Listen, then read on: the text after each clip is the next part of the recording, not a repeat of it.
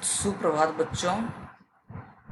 कल आपको कवितावली के अंतर्गत दूसरा कविता पढ़ाया गया था। अब उसी क्रम में आज कवितावली से ही एक सवैया है। सवैया भी कवित्त की भांति एक वार्णिक छंद है, अर्थात इसमें मात्राओं की गिनती छंद का आधार नहीं बनती, बल्कि वर्णों की गिनती छंद का आधार बनती है। तो सवैया जो यहाँ पे है उसमें वही जो कवितावली के बारे में आपको बताया गया था। कवितावली क्या है? उनके समय का समाज शास्त्र है। तो इस सवैया में भी उन्होंने अपने समाज का वर्णन चित्रण किया है कि समाज उस समय का कैसा था। धूत कहो अवधूत कहो रजपूत कहो जोल्हा कहो कोऊ। तो यहाँ कवि कहते हैं कि चाहे कोई मुझे धूत कहे, ज्ञानी कहे,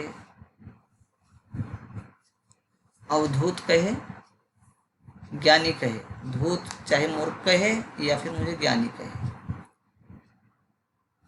रजपूत कहो जोल्हा कहो को, चाहे मुझे कोई उच्च जाति का अर्थात राजपूत जाति का कहे, जोल्हा कहो को, चाहे मुझे कोई निम्न जाति जैसे जुलाहा जाति का कहे। तो क्या था कि तुलसीदास का जो समय था वो उसमें जाति प्रथा बहुत ज़्यादा थी, ऊंच नीच की भावना लोगों के बीच में रहती थी।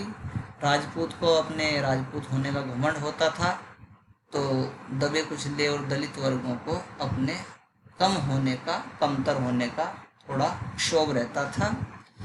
तो कवितावली में तुलसीदास जी इन दोनों जातियों के बीच, उच्च जाति और निम्न जाति के बीच एक सामंजस्य स्थापित करने का प्रयास कर रहे हैं।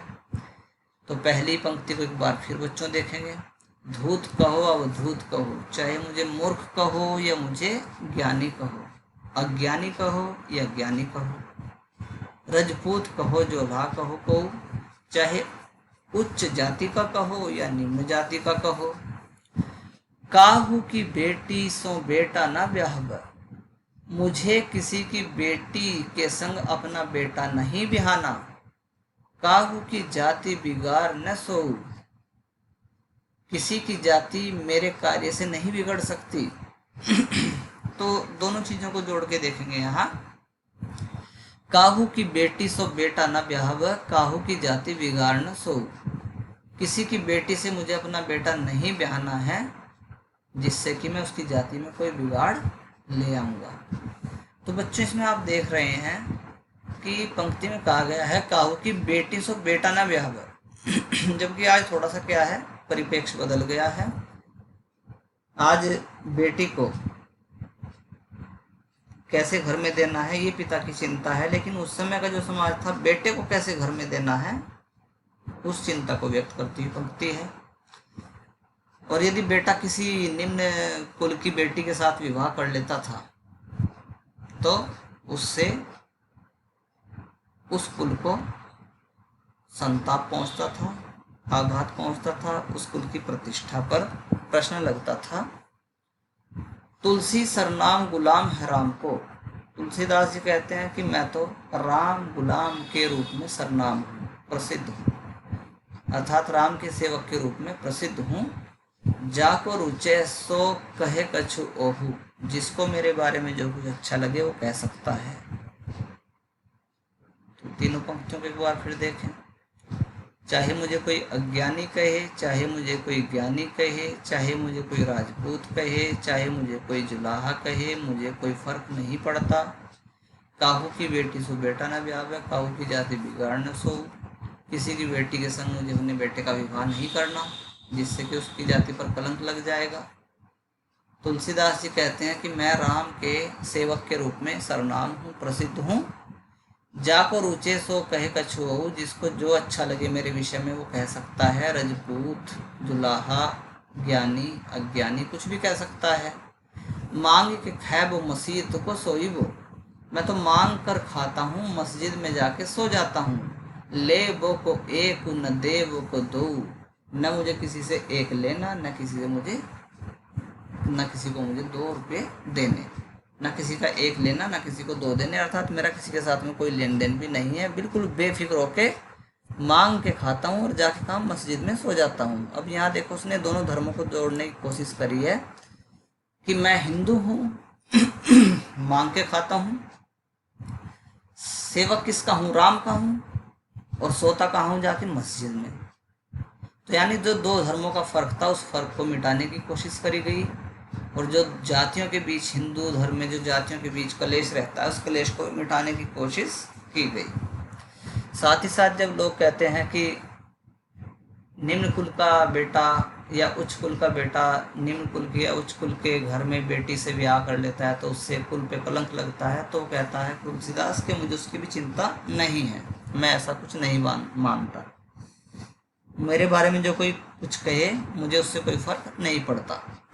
तो इस तरह से बच्चों तुलसीदास की कवितावली के जो 3 छंद थे वो पूरे हो गए आपके। अब लक्ष्मण मूर्छा राम का विलाप ये रामचरितमानस से है, तो अब हम इसको रोकते हैं और सीधा एक्सरसाइज पे चलते हैं, प्रश्नोत्तर पे जाते हैं। कवितावली के जो आज के प्रश्नोत्तर हैं उन पे ध्यान दें। तो कवितावली में उद्धृत छंदों के आधार पर स्पष्ट करें कि तुलसीदास को अपने युग की आर्थिक विषमता की अच्छी समझ है।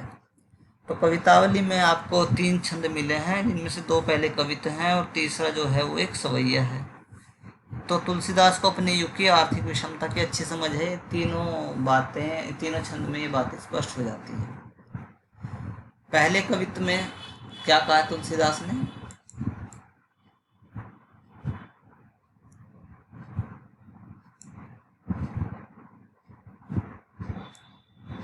पहले कवित्त में कहा है कि सब लोग अपने पेट पालने के लिए तरह तरह के कार्य करते हैं, यानी उस समय के समाज में जो लोग थे वो आर्थिक रूप से संपन्न नहीं थे, इसलिए अच्छे बुरे काम करते थे। दूसरे कवित्त में उन्होंने क्या कहा है कि बेरोजगारी बहुत बुरी तरह से फैली हुई है, लोग काम करने के इच्छुक हैं लेकिन काम नहीं मिलता, राम संकट काल में आप ही सबके ऊपर कृपा करते हैं, पूरी दुनिया में जो हाहाकार मचा है बेरोजगारी के कारण, उसमें आप ही इस दुनिया का उद्धार कर सकते हैं।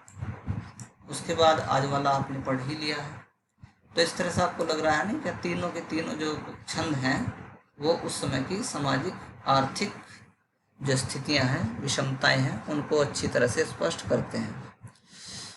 एक जगह लिखा है, पेट की आग का शमन ईश्वर भक्ति का मेघ ही कर सकता है। तुलसी का यह काव्य सत्य क्या इस युग का भी सत्य है? तर्क संगत उत्तर दीजिए। तो तुलसीदास ने कहा है कि जिसके ऊपर राम की कृपा होती है उसके सारे कष्ट दूर हो जाते हैं, लेकिन आज के समय में बात थोड़ा सा हम सत्य नहीं मानते, क्योंकि ये इस युग का सत्य नहीं है। आजकल जो है कर्म की महत्ता है। तुलसीदास का ज़माना कुछ और रहा होगा, हालांकि मैं पूरी तरह से इससे सहमत नहीं हूँ। आज भी हमारे यहाँ बहुत सारे लोग ऐसे हैं जो गरीबों को भोजन कराते हैं, और गरीब क्या करता है, कुछ भी नहीं करता और उसको भोजन मिल जाता है बैठे बिठाए। लेकिन कर्म बड़ी चीज़ है, कार्य बड़ी चीज़ है। बिना कार्य किए आज के युग में सबको भोजन नहीं मिलता। तो पेट की आग का शमन ईश्वर राम भक्ति का मेघ ही कर सकता है, इससे मैं पूरी तरह से सहमत नहीं हूँ, क्योंकि यह काव्य सत्य मात्र है, यह इस युग का सत्य नहीं हो सकता। इस युग में बिना किए किसी को कुछ नहीं मिलता। यदि कर्म करता है तभी उसका फल मिलता है, अन्यथा नहीं मिलता। तो तुलसीदास, क्वेश्चन नंबर 3 है, तुलसीदास ने यह कहने की जरूरत क्यों समझी? क्या कहने की? धूत कहो अवधूत कहो रजपूत कहो जोल्हा कहो काहू की बेटी सु बेटा न ब्यावे काहू की जाति बिगाड़ न सो। इस सवैया में काहू की बेटी सो बेटा न ब्यावे कहते, काहू के बेटा सो बेटी न ब्यावे कहते, तो सामाजिक अर्थ में क्या परिवर्तन आता? तो बच्चों इसमें थोड़ा सा मैंने आपको हिंट दे भी दिया था कि उसने कहा था कि काहू की बेटी सो बेटा न ब्यावे, यानी उसकी जाति में विकार तब आएगा जब एक गरीब का बेटा एक अमीर की बेटी के साथ ब्याह जाएगा, तो उससे उसकी जाति में बिगाड़ आ जाएगा। काहू के बेटा सो बेटी न ब्यावे, और क्योंकि कन्याओं की कमी थी इसलिए बेटों के साथ में बेटी चाहे जिस भी कुल की आ जाती उससे कोई फर्क नहीं पड़ता था। तो सामाजिक अर्थ के हिसाब से परिवर्तन हो गया कि उस समय जो था बेटे ज़्यादा थे उनके लिए योग्य बेटियां नहीं मिलती थी, तो इस वजह से उन्होंने उस बात को कहा है। तो सामाजिक रूप से ये चीज़ बदल सकती है। इसके अलावा आपको स्पष्ट रूप से पीडीएफ में नोट्स भेजे जाएंगे, आप उसके लिए प्रतीक्षा कर सकते हैं। आगे है धूत कहो। और धूत कहो वाले छंद में ऊपर से सरल और निरी दिखलाई देने वाले तुलसी की भीतरी असलियत एक स्वाभिमानी भक्ति हृदय की है। इससे आप कहाँ तक सहमत हैं? तो मैं तो पूरी तरह से सहमत हूँ। पूरे गर्व के साथ उसने कहा कि चाहे मुझे कोई कुछ भी कहे, मुझे कोई फर्क नहीं पड़ता, मैं केवल राम का गुलाम हूँ, राम का सेवक हूँ, और यदि मुझे कोई राम का गुलाम कहता है तो उसमें मुझे कोई ऐतराज़ नहीं है। बाकी कोई कुछ भी कहे। तो ये पूरी 4 प्रश्न जो हैं वो कवितावली से हैं, तो बच्चों की तैयारी करना। बहुत बहुत धन्यवाद।